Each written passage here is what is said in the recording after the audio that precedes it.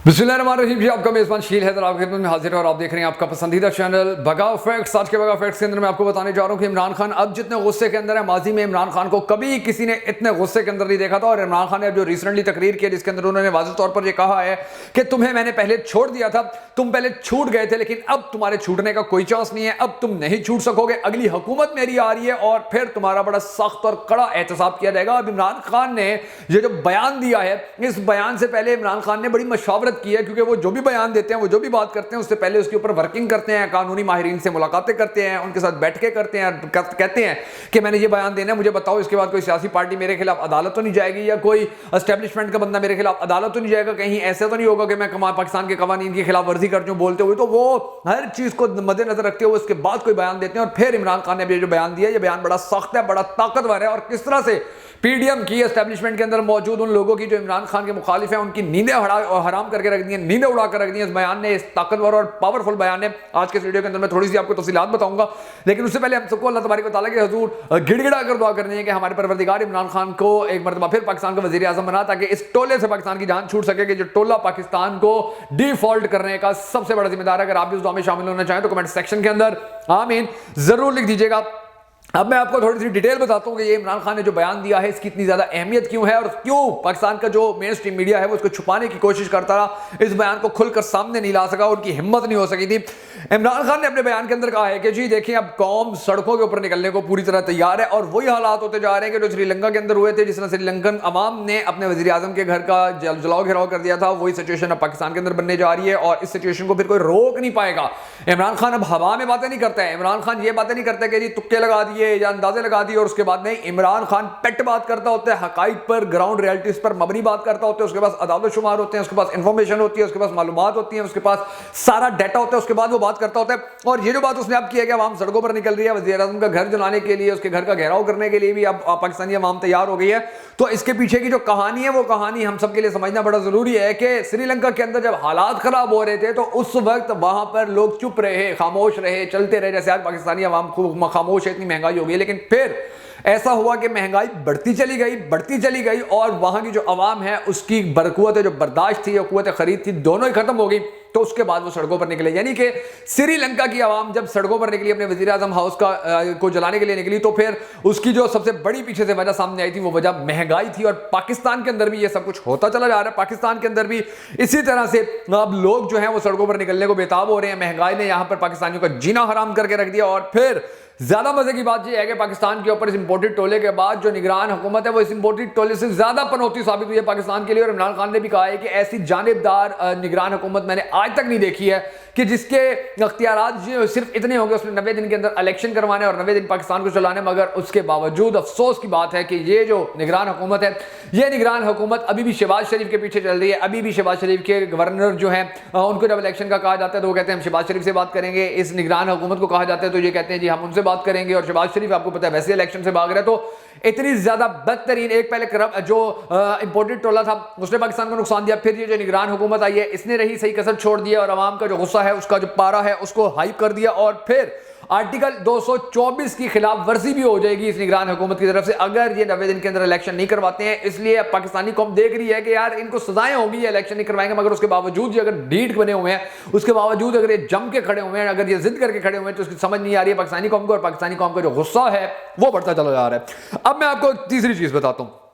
महंगाई से घरों में लड़ाइयां होना शुरू हो चुकी हैं। महंगाई से लोगों के जो बच्चों का दूध है, वो दूध पूरा नहीं हो रहा है। लोग अब अपने बच्चों को स्कूल नहीं भेज पा रहे हैं, क्योंकि जो रिक्शे वालों का जो पहले 2000 किराया होता था, वो अब 5000 होना शुरू हो गया। गैस का सिलेंडर जो 2000 का मिलता था, वो 5000 का होना शुरू हो गया। वो अपने बच्चों के लिए खाना बनाने से परेशान हो गए हैं। आटा मिल नहीं रहा है, बिजली पूरी आ नहीं रही है, गैस मिल नहीं रही है, पेट्रोल इतना महंगा हो गया कि हालात ही पाकिस्तान की हर तबके के हालात ही बड़े खराब हो गए। तो इन सारे हालात के अंदर अब क्या होगा? हमारे वजीर आजम साहब ने ये ऐलान किया है कि जी अभी महंगाई मजीद होगी। उन्होंने मीडिया के ऊपर आकर बड़े रोने वाला मुंह बना के कहा कि जी अभी महंगाई मजीद होगी, हम सबको बड़ा सब्र कर रहे हैं। अब वो तो ये सब्र कर सकते हैं, पाकिस्तानी कौम ये सब्र नहीं कर सकती है, क्योंकि पाकिस्तानी कौम के सब्र का पैमाना पहले लबरेज हुआ है, और इमरान खान के गुस्से का पैमाना, सब्र का पैमाना अब लबरेज हो गया, क्योंकि उसने देखा कि यार पाकिस्तानी कौम के साथ इतना जुल्म हो रहा है, इतनी ज्यादती हो रही है, और इस इंपोर्टेड टोले को कोई फिक्र ही नहीं है। तो अब ये जो महंगाई बढ़ती जा रही है, انشاءاللہ اس مہنگائی کے آنے والے طوفان کے ساتھ ہی عوامی طوفان سامنے آئے گا, سڑکوں پر نکلے گا, اور پھر عوام اپنے حق کے لیے, اپنے حقوق کے لیے جب سڑکوں پر نکلے گی تو پھر ان کو روکنا کسی کے بس کی بات نہیں ہوگی, اور خدا نہ خواستہ پھر سری لنکا والے جیسے حالات بھی بن سکتے ہیں, کیونکہ اب پاکستانی عوام کے پاس کرنے کو اور کچھ رہ نہیں گیا. مہنگائی اتنی زیادہ ہو گئی ہے, بے روزگاری اتنی زیادہ ہو گئی ہے کہ اب وہ احتجاج ہی کر سکتے ہیں, آواز ہی بلند کر سکتے ہیں. اب وہ اس امپورٹڈ ٹولے کی تسلیوں میں آنے سے باز رہے, اب وہ اس امپورٹڈ ٹولے کی باتوں میں آنے سے باز رہے, اور اب وہ یہی چاہتے ہیں کہ مہنگائی کم کی جائے اور مہنگائی میں پستی جو عوام ہے ان کی جان یہ ٹولہ چھوڑ جائے. اور اسی لیے عمران خان نے کہا ہے کہ یہ جو اب مہنگائی کرتے جا رہی ہیں یہ اب عوام کو سڑکوں پر لائیں گے, سری لنکا والا پاکستان کا حال بننے جا رہا ہے, اور پھر میں کسی کو نہیں بخشوں گا, میں کسی کو نہیں چھوڑوں گا, کیونکہ جب عوام ان کے خلاف ہوگی اور الیکشن ہوگا تو اس کے اندر میری حکومت آ جانی ہے, اور جب میری حکومت آ جائے گی تو پھر میں ان کے ساتھ وہ حشر کروں گا کہ پھر ان کو چھٹی کا دودھ یاد آ جائے گا. اور پھر زیادہ دلچسپ بات یہ ہے کہ اگر عمران خان کو روکنے کے لیے, عمران خان کو فل سٹاپ لگانے کے لیے پی ڈی ایم جتنی بھی کوشش کرے, پی ڈی ایم جتنی بھی محنت کرے, وہ ساری محنت مریم نواز شریف ایک چٹکی کے اندر ضائع کر دیتی ہے. اب فار ایگزامپل میں آپ کو تازہ ترین مثال دیتا ہوں. مریم نواز نے پچھلے دنوں کہا کہ جی ہم عدالتوں کا بڑا احترام کرتے ہیں, مگر اسی پچھلے ایک ہفتے کے دوران مریم نواز نے جتنا زیادہ ٹویٹر کے اوپر ٹاپ ٹرینڈ چلا کر رکھا تھا ججز کے خلاف, اتنے ٹرینڈ اور کبھی نہیں چلے تھے. اب مریم نواز نے اپنے اس بیان کے بعد جی ہم عدلیہ کا احترام کرتے ہیں, مظاہر علی نقوی کی جو آڈیو لیک کروائی گئی تھی نون لیگ کی جانب سے, اب پھر اس کو سامنے رکھ کر پٹیشن دائر کر دی گئی عدالت کے اندر کہ جی جسٹس مظاہر علی نقوی کو نااہل کیا جائے اور ان کو سارے کیس سننے سے روک دیا جائے. اور اس کا قصور یہ ہے, جسٹس مظاہر علی نقوی کا قصور یہ ہے کہ انہوں نے کہا ہے کہ 90 دن کے اندر ہر صورت الیکشن ہو, اور جو ارشد شریف شہید کیس ہے اس کے اندر جو انویسٹیگیشن ہوئی ہے اس سے یہ مطمئن نہیں تھے. انہوں نے بڑا ڈانٹا تھا ان لوگوں کو کہ جو ارشد شریف کی اس طرح سے انویسٹیگیشن نہیں کر پائے تھے کہ جس طرح کرنے کا حق تھا. تو یہ دونوں چیزیں ایسی ہیں کہ جو مریم نواز اور پاکستان مسلم لیگ نون کے لیے کسی صورت قابل قبول, قابل ہضم نہیں ہے. اور یہی وجہ ہے کہ اب ان کی چیخیں نکل رہی ہیں اور یہ کہہ رہی ہیں کہ کسی نہ کسی طرح اس کو نااہل کیا جائے, اس کو کھڈے لائن لگایا جائے. اور پھر مطالبات کے بعد اب یہی جو ججز ہیں یہ جب پھر کوئی فیصلہ دیتے ہیں, یا یہ پھر کوئی جب قانون کے مطابق, جیسے مریم نواز شریف نے سابق جو آئی ایس آئی کے افسران تھے ان کے اوپر تنقید کرتی رہی ہے, ابھی سابق جو فوج کے اتنے بڑے افسر تھے, اس کے علاوہ جو اہم ترین ججز تھے پاکستان کے, ان کی تصویریں دکھا دکھا کے, نام لے لے کے اس نے جو تنقید کی ہے, جو نام لے لے کے الزامات لگائے ہیں, تو اس کے بعد تو اب حق بنتا ہے کہ ان کو ان کے بدترین انجام تک پہنچایا جائے, اور عدلیہ کی یہ جو توہین کی گئی ہے اس توہین کے اوپر ان کو سزائیں دی جائیں. اور اس سے زیادہ مزے کی بات یہ ہے کہ عمران خان کے پاس اب کرنے کو بہت کچھ ہے, کیونکہ عمران خان اب پیچھے بیٹھ کے بھی اپنی حکومت چلا سکے گا. اگر اس کی پارٹی جیت جاتی ہے اور اس کو سامنے نہیں آنے دیا جاتا تو یہ پیچھے بیٹھ کر بھی بہت سارا کام کر سکتا ہے. یہ ایک ایسی مضبوط طاقت بنا سکتا ہے جو پاکستان کی سب سے بڑی طاقتوں کی آنکھوں پہ بھی آنکھیں ڈال سکتی ہیں اور ان کو بھی جواب دے سکتی ہیں. اور یہ سچویشن, یہ حالات انشاءاللہ with the passage of time آپ دیکھیں گے کہ یہ حالات بہتر سے بہتر ہوتے چلے جائیں گے. اور اب پاکستان کی جو اسٹیبلشمنٹ ہے انہوں نے بھی بڑی اچھی طرح دیکھ لیا کہ جنرل فیض حمید کے بارے میں جب ایک مریم نواز شریف جیسی عورت اس کی تصویریں دکھا کر, اس کے نام لے کر اس کے اوپر یہ الزام لگا رہی ہو کہ جی اس نے عمران خان کو, اس کو ایک گھوڑا چاہیے تھا آرمی چیف بننے کے لیے, اس نے عمران خان کو سلیکٹ کیا, پھر اس گھوڑے کے اوپر بیٹھ کر سوار ہونے کی کوشش کی کہ میں آرمی چیف بن جاؤں گا, عمران خان کو سپورٹ کیا, نواز شریف کی حکومت ختم کروا دی. اب نواز شریف تو وہ گھوڑا بن نہیں سکتا تھا جو اسٹیبلشمنٹ کے نیچے لگ جاتا, تو عمران خان لگ گیا تو نواز شریف کو کھڈے لائن لگا دیا گیا تھا, اور اس نے یہ سب کچھ خلاف قانون کیا. یعنی کہ اب اسٹیبلشمنٹ کو بھی یہ پتا چل چکا ہے کہ یار یہ لوگ پاکستان کے کتنے مخالف ہیں, اسٹیبلشمنٹ کے کتنے مخالف ہیں, اور ان کو اگر سپورٹ کیا جاتا ہے تو اس کے بعد یعنی کہ یہ وہ سانپ ہیں جن کو دودھ پلایا جائے تو یہ واپس ڈس لیتے ہیں. اور اس نظریے سے بھی مریم نواز کے ان بیانات کے بعد بھی انشاءاللہ حالات جو ہیں وہ نون لیگ کے لیے مزید زیادہ سخت ہوں گے اور عمران خان کے لیے مزید زیادہ بہتر ہوں گے, کیونکہ عمران خان کا جو اب غصہ ہے وہ غصہ رکنے میں نہیں آ رہا ہے. اور عمران خان نے اب ان کو واضح طور پر کہا ہے کہ تم لوگوں نے جتنا گند کرنا تھا, جتنی گندگی کرنی تھی, تم لوگوں نے جو پاکستان کا حشر کرنا تھا, پاکستان کو جو تم نے انجام کرنا تھا تم نے وہ کیا ہے. تمہاری اب تسلی ہو گئی کہ پاکستان کو اس نے ایج پر پہنچا لیا ہے, لیکن میں تمہیں سکون سے بیٹھنے نہیں دوں گا. اور ہے بھی ایسا, ایک اکیلا عمران خان ہے, 13 سیاسی جماعتوں کا اتحاد ہے, یہ سارے مل کر کھڑے ہوئے ہیں, عمران خان کا کچھ بگاڑ نہیں پا رہے ہیں, یا سارے مل کر کھڑے ہوئے ہیں عمران خان کا یہ کچھ کر نہیں پا رہے ہیں, یہ سارے مل کر کھڑے ہوئے ہیں عمران خان کو نقصان نہیں پہنچا پا رہے ہیں, یہ سارے مل کر کھڑے ہوئے ہیں اور عمران خان کی باتوں کو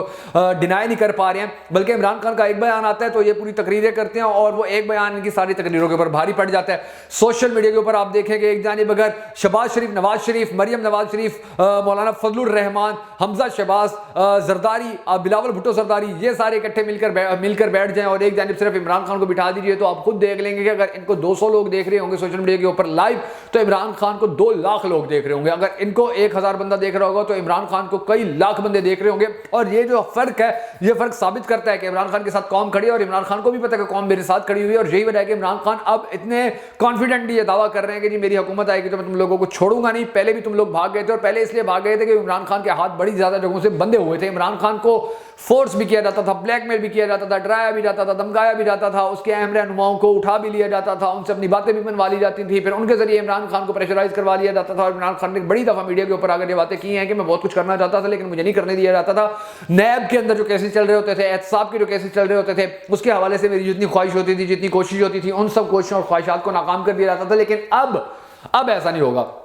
अब इमरान खान ने जो बातें की हैं वो बातें ऐसी हैं कि जिसके बाद इंशाअल्लाह तबारक व तआला पाकिस्तान के अंदर एहतसाब का जो अमल है वो तेज होगा। और इंशाअल्लाह आप देखेंगे कि इमरान खान इन सब को खड्डे लाइन लगाने में, इन सबको इनके बदतरीन अंजाम तक पहुंचाने में जरूर बिल जरूर कामयाब हो जाएगा। इंशाअल्लाह पाकिस्तान का आने वाला वक्त बड़ा अच्छा होगा। अगर आप भी पाकिस्तान के साथ खड़े हैं, इमरान खान के साथ खड़े हैं, तो हमेशा की तरह हमारी इस वीडियो को शेयर जरूर कर दीजिएगा। और अगर अब तक आपने हमारा YouTube चैनल सब्सक्राइब नहीं किया तो जरूर कर लीजिए, और बेल आइकन को प्रेस करना भी हरगिज़ मत भूलिएगा ताकि आपको हमारी तमाम तर वीडियोस इसी तरह बर वक्त मौसूल होती रहें।